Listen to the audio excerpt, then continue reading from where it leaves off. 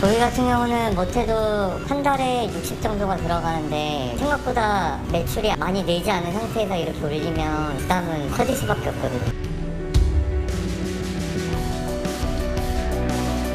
지금 이제 금리도 지속적으로 오르고 있어서 너무 위험하다라는 사람도 있어서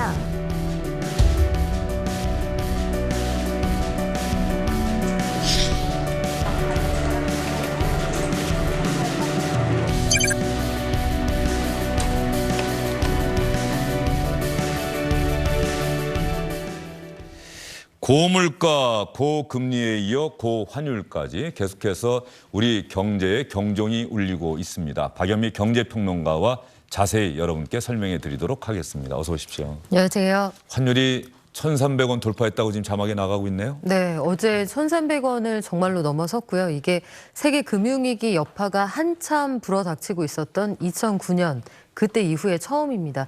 13년 만에 시기가 다시 과거로 돌아갔다는 얘기인데 오히려 그때는 어떤 게 문제인지가 명확했거든요. 금융위기가 촉발되었다. 그래서 이런 상황이 발생했다. 이렇게 그 인과관계를 설명하기가 오히려 심플했는데 지금은 원점 타격하기가 어렵다는 측면에서 그 추경호 경제부총리가 얘기하는 복합 경제 위기다 이렇게 진단을 할 수가 있습니다. 지금 화면에 나오고 있는 네. 저 우리나라의 고환율 시점 IMF 외환 위기 때 1962원. 아, 정말 대단했군요.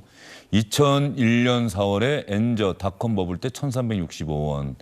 2009년 3월 2일 글로벌 금융위기 때 1570원.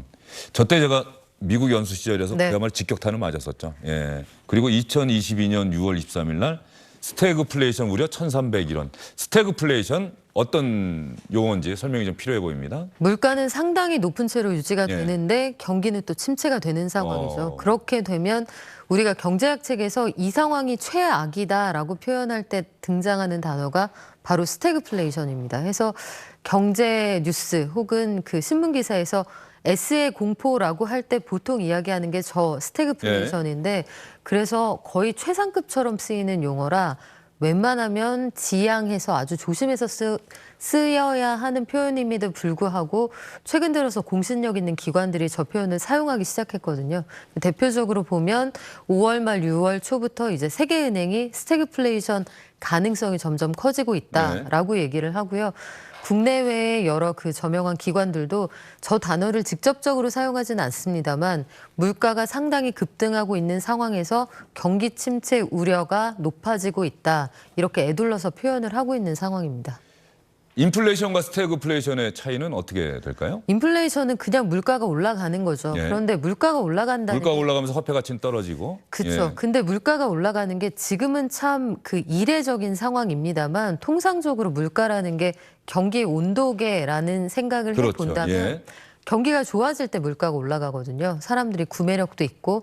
그런데 지금 상황은 사람들의 구매력은 장기적으로 좀 떨어지지 않을까 우려가 되는 경기 침체의 초입이라고 보는데 물가는 추세적으로 계속 올라간다는 거죠. 이게 왜 그러냐면 수요에서 촉발된 그런 물가 흐름세가 아니라 공급이 부족해서 나타나는 여기서부터 시작된 문제이기 때문인데 이 와중에 기존에 풀려있던 돈은 이제 흡수가 되지 않았으니 네. 물가는 물가대로 오르고 경기 침체는 경기 침체대로 오고 하지만 경기 침체의 가능성을 충분히 예견하면서도 금리를 올려야 하는 아주 어려운 상황입니다.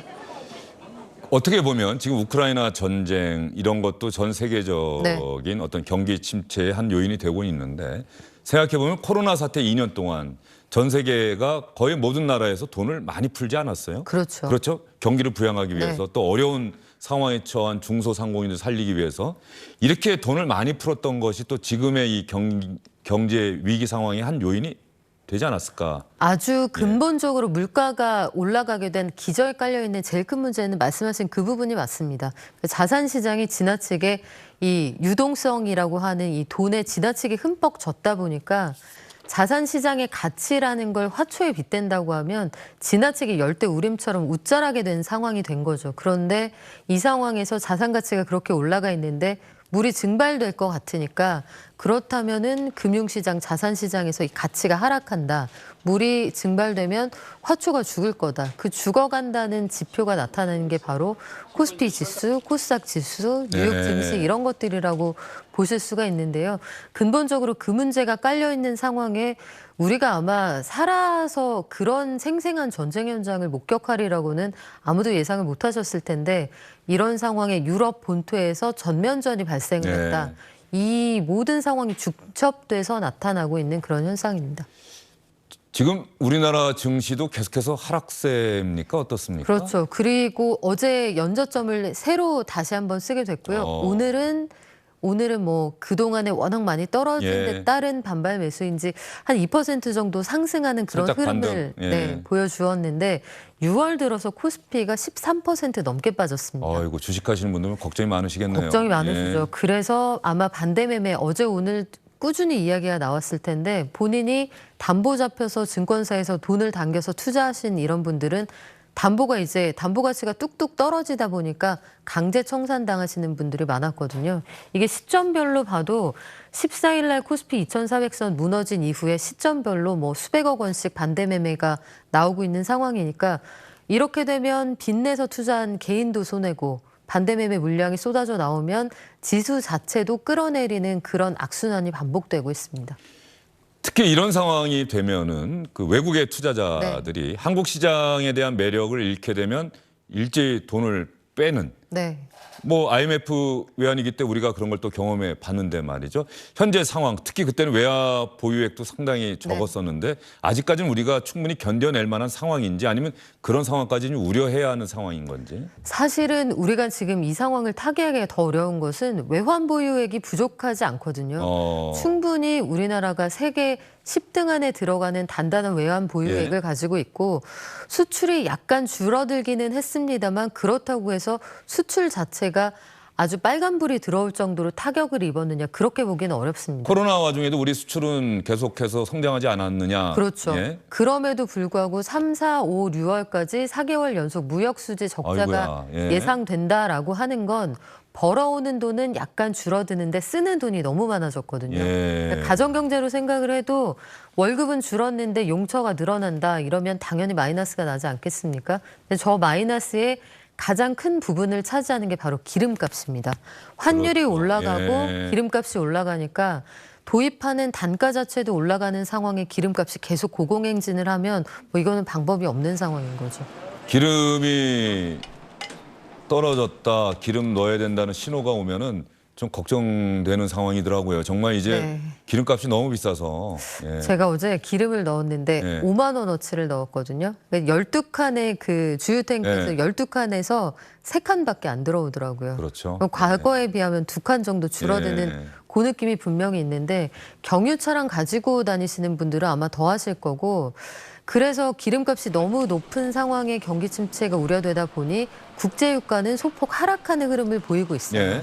이게 변곡점을 지나는 거냐 여기에 대해서는 의견이 갈리는데 기름값이 떨어진다. 단기적으로는 물가가 좀 떨어질 것 같으니까 반가운 상황이기도 하지만 또 여기서 우리가 걱정되는 건 기름하고 구리는 경기의 바로미터로 보거든요. 이거 두 개가 소용 없어진다는 건 공장 돌릴 일이 줄어든다는 뜻입니다. 그래서 경기 침체가 본격적으로 시작되는 거 아니냐 그 걱정을 또 하기 시작하는 게 요즘의 상황입니다. 이 경제라고 하는 것, 그 숱한 지표들은 그 지표에 오르고 내림만 볼 게 아니라 그 이면까지 봐야 되는 상당히 복잡한 문제인데요. 지금의 이런 경제 상황에 대해서 우리나라의 경제 사령탑이라고 하는 경제부총리 금융감독원장 어떠한 판단을 내리고 있는지 어떠한 대책을 갖고 있는지 한번 여러분과 함께 들어보겠습니다. 전 세계적인 인플레이션에 따른 통화 긴축 가속화 및 이로 인한 경기 침체 우려 등으로 달러 강세가 계속되면서 원달러 환율 상승세도 지속되고 있고 주요국 여타 통화도 달러 대비 약세를 보이고 있습니다. 정부는 환율 상승에 따른 시장 불안 등 부정적 영향이 최소화될 수 있도록 필요시 시장 안정 노력을 실시하는 한편 시장 내 수급 불균형을 완화하기 위한 정책적 노력도 병행할 계획입니다. 현 상황에 대해 경제 전문가들은 인플레이션과 경기 침체가 동시에 발생했던 오일쇼크 때와 유사하다고 보기도 하는데 전 세계 가치 사슬이 상하류에서 서로 복잡하게 얽혀 있어 위기가 빠르게 전파될 수 있다는 점 등을 고려하면 훨씬 큰 위험이 닥쳐올 수 있습니다. 그야말로 미증후에 퍼펙트 스톰이 밀려올 수 있는 것입니다. 고물가, 고금리, 고환율, 삼중고 시대에 금감원장 입에서는 퍼펙트 스톰이라고 하는 퍼펙트 스톰은 또 어떤 뜻입니까? 지금 말씀하신 그 세 가지 조건이 다 해당되는 정말 위기의 상황이다 이런 진단인 건데 사실 금감원장이 저런 진단을 내리는 건 다소 이례적입니다. 예. 그래서 주무부처 장관 혹은 금융위원장이 이제 거기에 한마디 보태는 경우 이런 경우는 많이 있어도 금감원장이 이런 상황에 대해서 구체적으로 기자들 앞에서 네. 그렇게 발언하는 건 상당히 이례적이라고 볼 수 있습니다. 왜 그랬을까요? 글쎄요. 전례와 비교를 해보면 기존에는 아마 경제학자 아니면 관료 출신들이 많았기 때문에 검사 출신이잖아요. 그렇죠. 예. 아마도 기존의 금감원장들이 전통적으로 해오던 그런 방식, 어법과는 좀 다른 차별화된 모습을 좀 보여주는데 퍼펙트 스톰이라는 단어를 그 고위 관료가 기자들 앞에서 사용하는 것 또한 굉장히 이례적인 일이라서 저런 부분에 대해서는 좀 경계할 필요도 있지 않을까 싶습니다. 예. 좀 비판적으로 보시는 겁니까? 아마도 좀 더 위협적으로 혹은 지금 상황이 좀 불안하다 이렇게 느끼시는 분들이 늘어날까 이런 저어되는 부분이 있습니다. 경제는 심리다라고 하는 네. 그것 때문에 그렇습니까? 지금 추경호 부총리의 발언 맥락을 보셔도 저걸 우리가 흔히 이야기하는 외환 당국의 구두 개입이라고 하거든요. 경제부총리 설명도 저럴 때는 조금 쉽게 얘기해 줬으면 좋겠다는 생각이 들어요. 저게 예. 그 나름대로 이유가 있는 예. 것이 구두 개입이라는 게 환율이 급등할 때 예. 당국이 조절할 의지를 가지고 있다. 그리고 뭐 공개적으로 말하지 않습니다만 시장에 어느 정도 그 개입을 해서 사거나 팔므로써 레벨을 좀 조정하기도 하거든요. 이게 스무드 오퍼레이팅이라는 작업이 있는데 보통은 이게 무협지하고 비슷합니다. 그래서 어느 정도 국제금융국 차원에서 조절이 될 것 같다 하면 국제금융국 사무관이 시장에 즉시 영향을 미치는 내외신에 전화를 걸어서 네. 구두 개입을 하고요. 그다음은 국장, 차관, 그다음에 안 되면 장관, 그리고 그래도 안 되면 한국은행 총재, 기획재정부 부총리 동시에 그리고 저렇게 기자들 앞에서 수급이 맞지 않는다 이렇게 직접적인 표현을 사용하지 않거든요. 사실 저기에서 나온 발언들을 보면 부정적 영향의 최소화라고 하죠. 그러면 이미 부정적 영향이 있다는 사실은 인정한다는 뜻이고요. 수급 불균형을 정확히 진단을 한다. 우리가 실탄을 쏠 수도 있다는 외환 시장에 상당히 그 전면전을 선포하는 발언입니다. 해서 저런 상황 자체가 상당히 이례적이라고 보셔도 무방합니다. 사실 딜레마가 있을 것 같아요. 네. 지금의 경제 상황을 정확하게 국민에게 설명해야 한다는 의무가 있을 것이고 정확하게 설명했다가 자칫 국민들이 더 불안해하면은 경제에도 악영을 미칠 수도 있다. 그래서 그래도 극복할 수 있다. 네. 이런 자신감을 불러 넣어줘야 하는 건지 이 딜레마가 있지 않을까요? 전 세계 어떤 네. 나라나 마찬가지고요.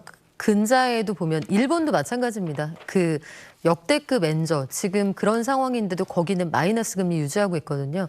마이너스 금리로 최초로 넘어가기 전에도 구로다 현재 일본은행 총재도 생각하지 않는다. 저는. 예. 그 왼쪽 깜빡이 넣고 오른쪽으로 우회전하는 게 예. 어느 나라나 경제 관료들의 패턴이기는 한데 지금은 사실은 그 단계는 좀 지나간 것 같고요. 조금 더 명확하게 시장에 시그널을 주는 그런 작업들은 좀 필요한 시점 같습니다. 알겠습니다. 경제가 워낙 어려운 상황이다 보니 앞으로 박영미 경제평론가 만날 일이 더 많아질 것 같다는 생각이 드네요. 오늘 말씀 잘 들었습니다.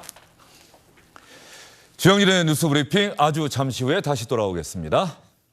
By yon bonny banks and by yon bonny braes, where the sun shines bright on Loch Lomond. 네, 록 로몽드 스코틀랜드 민요가 나오고 있습니다. 로몽드 호수라는 뜻이지요. 사랑하는 사람과 당신은 높은 쪽 길로 가고 나는 낮은 쪽 길로 가서 우리는 다시 만나지 못했네. 그리운 로몽드 호수. 이런 노래 가사입니다. 어제부터 장마가 시작이 돼서 날이 좀 우중충합니다. 비가 와서 해갈이 됐으면 하는 바람과 소망이 큽니다. 그러나 또 비가 너무 많이 와서 피해가 있어서는 안 되겠죠. 비가 오고 날씨가 흐린 주말과 휴일이 될 것 같은데 이럴 때 여러분들이 그리워하던 곳, 또 친구들과의 추억이 있는 곳, 또 여러분들이 가보고 싶어하는 곳 한번 찾아가 보는 것은 어떨까요? 이런 생각과 함께 오늘 주영일의 뉴스 브리핑은 여기서 인사드리도록 하겠습니다. 시청해주신 여러분 고맙습니다.